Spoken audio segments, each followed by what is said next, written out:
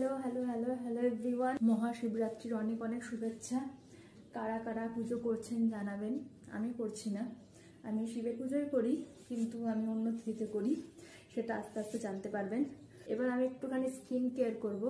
খুব যে skin care করি তা নয়, যেহেতু আমি ভিডিও করছি কিছু তো দেখাতে হবে, না না আর কি। মুখ আমার প্রচণ্ড প্রচণ্ড ড্রাই, তাই জন্য আমাকে ক্রিম আর কিছু না মাখি, ক্রিম আমাকে মাখতেই হয়। মানে ঠোঁট এত ড্রাই যে আমি কথা বলতেও পারছি না। গুড ভাইবসের গ্লো টোনার, তো এটা আমি অ্যাপ্লাই করে নেব।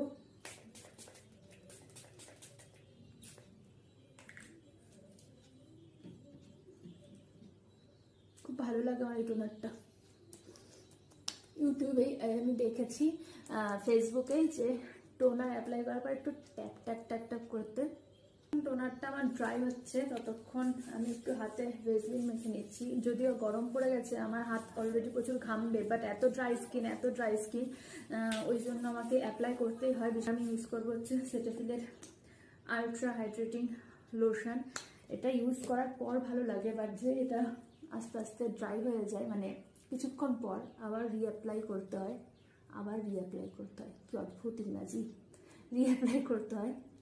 অ্যাপ্লাই করে ফেলেছি। এবার আমি ডট অ্যান্ড কি স্কিন কেয়ারের sunscreen blueberry hydrate barrier repair sunscreen use করছি। রিপেয়ার সানস্ক্রিন আমি এতদিন না, মানে ছোটবেলা থেকে জানতাম কি সানস্ক্রিন এইসব জানতাম, যখন আমি ইউজ করতাম না, মানে পড়িনি, মুখে শুনে শুনে করতাম।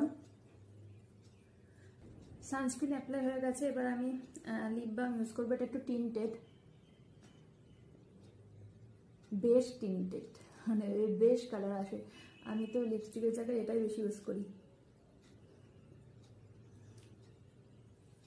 তো আমার স্কিন কেয়ার কমপ্লিট।